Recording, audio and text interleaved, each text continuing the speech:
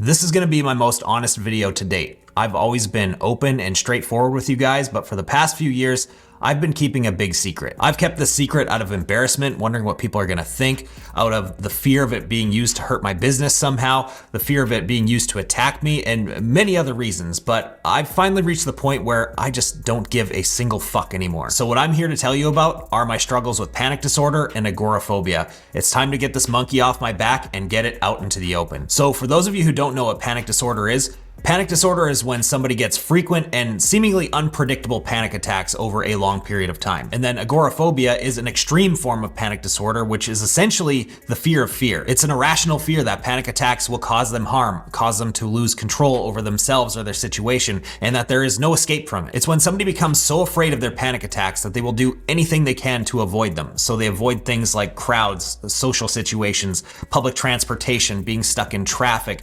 open or enclosed spaces, places where they feel like they can't get immediate help or can't escape from, and eventually leaving the house altogether. This all started for me in 2010. I was sitting at home playing guitar one night, just having fun, minding my business, when all of a sudden this wave of dizziness just washed over me. All of a sudden my heart started racing, I was sweating, I started breathing heavily, and I felt like I was having a heart attack, but really this was my first panic attack. So I was taken to the hospital, and during the check-in process, all of a sudden everything that I was experiencing ramped up times 10. It became more than just a panic attack. It's like the panic attack was just a warning. That's when my body lost total control. My vision went white, I couldn't see anything. My heart rate spiked up to like 200 BPM. I started hyperventilating so badly that it felt like I was being strangled. And then the worst part about it was that my entire body started contorting. Like my face and my limbs, everything just twisted up and were so tight that nobody could move me. Like imagine the Take My Strong Hand guy from Scary Movie. I better use my strong hand. Well, that was my entire body. I was twisted up like a fucking pretzel. So I was immediately rushed into the ER, where I had multiple doctors and nurses plugging different IVs into me, hooking me up to different machines. My vision was kind of going in and out, so I could see a little bit of what was going on, but I could hear everything and hear them scrambling, trying to figure out what was happening. This went on for what felt like an eternity, and at this point, I just thought I was gonna die in some horrible way. Eventually, everything subsided, and I got back to normal after spending the night in the hospital, but they were never able to tell me what happened to me. So for months afterwards, I saw multiple doctors, got every test imaginable, and came up with nothing. Nobody could give me a straight answer as to what the hell that thing was. And honestly, that's why things have progressed to as bad as they are today, but we'll talk about that in a minute. So after that experience, I was completely normal again for a few years until about 2013, when I started having panic attacks again, and they started becoming more and more frequent. It hit me hard unexpectedly out of nowhere, and the panic attacks became so frequent so fast that it sent me down into a very dark, deep depression. I shut people out, I locked myself in my room for long periods of time, I stopped taking care of myself, and eventually I became pretty suicidal. And this was on and off for about 2 years. But then in 2015, I was able to pull myself out of that depression by putting my focus into building my first Harley and starting this YouTube channel that you're watching right now. This gave me goals to go after, it gave me some sort of a purpose, and it really helped me get through the depression. But even though I was able to beat the depression, the panic attacks were still there, and they became more and more frequent again. This is when I started the avoidance behaviors that make up agoraphobia. It started off with me saying like, I'm not gonna go anywhere further than an hour outside my city, which at this point seems like a huge accomplishment, but it started there, and then eventually, you know, I could only stay within city limits, and then I could only stay within certain areas, and then eventually just within my own neighborhood.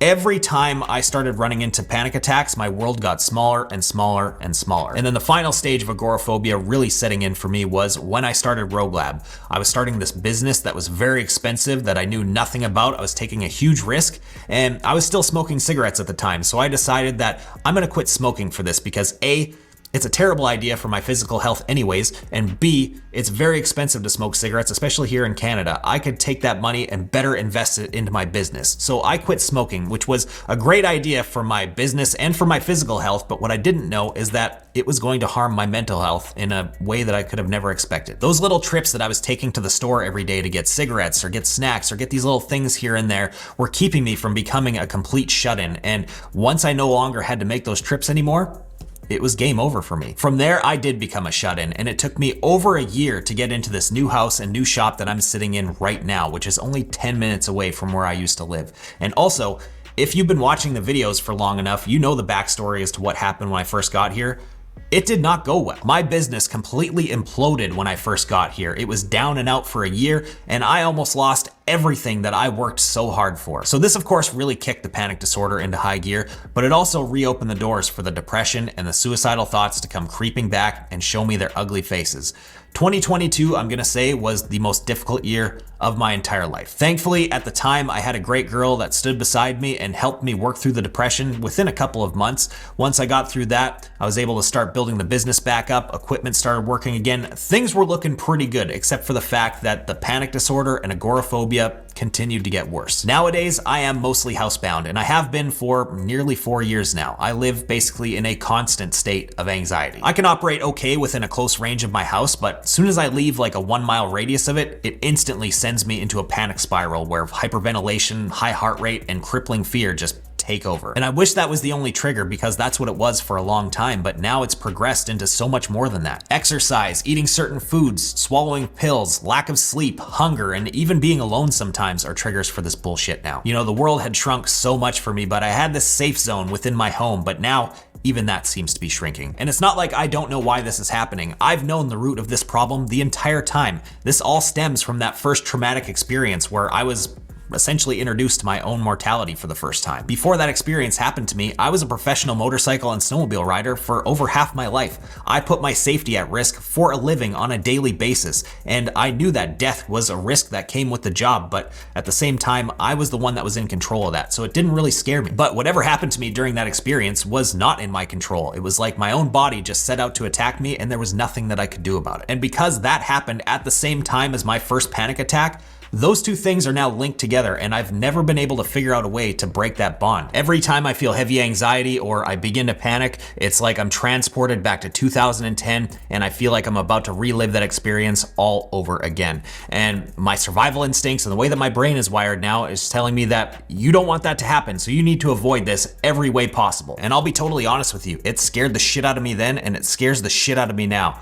I've done a lot of scary things in my lifetime that required a certain mindset to get through, and for some reason, I've never been able to apply that same mindset to this. And of course, all the experts say you won't lose control during a panic attack. You won't need any sort of real help. This is all just in your mind. But in my case, I did need real help because of those two events being linked together. And no matter what I've done in the past, I've just never been able to break that link. And I've tried the traditional forms of treatment over the years. Back in 2013 through 2015, I tried the medication route, and the medication route for me was a horrible experience. It left me much worse than where I started. On some of the medications, I became a zombie. I was just a numb blob just floating through life. On some of them, the suicidal thoughts got so bad that it came pretty close to happening a few times. And on other ones, I started hearing voices, like I started losing my mind. These were not nice voices either. These were scary voices that were popping up in my head all day long. So I had to come off the medication, and I had to come off it quick. And then for me, coming off the medication was just as bad as being on it almost. And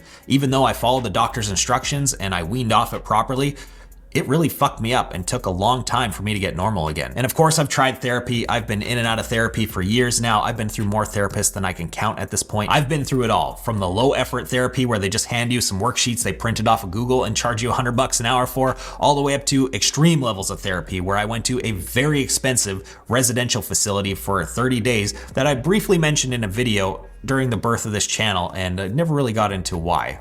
Now you know. Well, a little on how that went. This facility was falsely advertised and had absolutely nothing to do with anxiety or panic disorders, and everything to do with addictions. I've never been an addict or done drugs in my entire life, so you can understand that I left there feeling very angry and very cheated. I did learn a lot about addictions while I was there and have great respect for the people that come through it now, but otherwise, I got nothing to help myself out of that. So after that little stint in 2015, I was completely turned off of therapy for a long time, understandably, but I decided to give it another try last year with 2 different therapists, and again, I was completely let down, with one of them straight up telling me within 2 sessions, I can't help you. And in my opinion, after all this experience, is that 99% of the therapists out there just aren't equipped to deal with extreme panic disorder like this. I can't tell you how many times I've gone into sessions where I've explained things to the point where I start feeling like I'm the smartest person in the room, and that shouldn't be happening. They're the expert, not me. And of course, I'm not saying that this is every therapist out there. There is that 1% that specialize in this field that do really know what they're talking about, but unfortunately for me,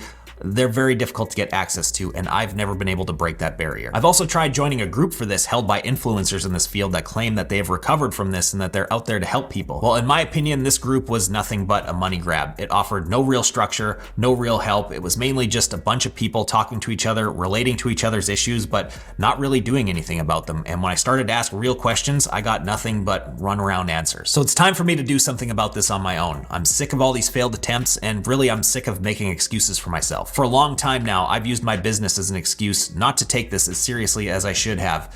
Building a business to be successful is incredibly hard. It takes 100% of your focus and 100% of your time. Then throw building and running a full-time YouTube channel on top of that, and it becomes pretty easy to see why I put this on the back burner for so long. But thankfully now, through all my focus and all my hard work, the business and the YouTube channel are both doing very well, and I'm lucky enough to have people to help me out with all of those things. So now I'm able to kind of back off from that a little bit and put my focus into this new challenge. These issues have held me back in so many ways. In business, it's been like fighting with one hand tied behind my back this entire time. I've had to miss out on many opportunities that could have taken me multiple steps up that ladder of success.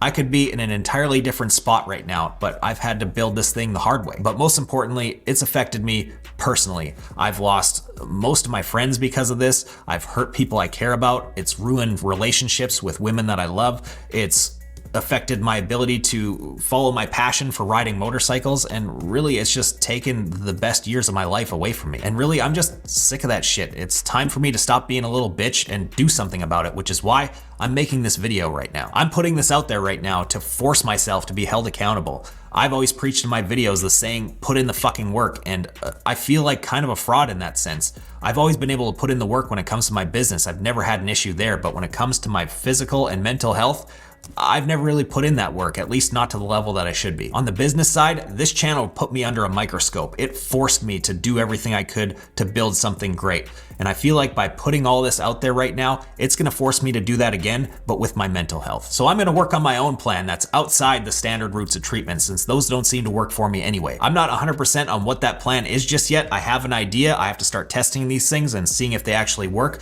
but I do know it's gonna have a lot to do with nutrition, exercise, stretching, mobility, mindset work, exposure therapy, meditation. All of these things seem to have a direct line to one of my triggers. So doing them every day, I feel like is gonna be a good start. Now, this is not gonna be something that my channel turns into. I can promise that. We are staying the course and focusing on the merch industry and helping you guys grow that. But if this is something that you're interested in seeing more about, maybe I'll make some little updates along the way, let you guys know what works, what doesn't, and where I'm at. And those of you who do care, make sure to follow me on Instagram, because I'll be updating daily in my stories everything that I'm doing. I have done a lot of very hard things in my life, and I've become successful doing them, but I feel like this is gonna be my hardest battle yet. Putting this video out there right now was incredibly difficult for me to do, but I feel like it is the first step that I need to take to fixing this shit once and for all. It's time for me to really put in the fucking work.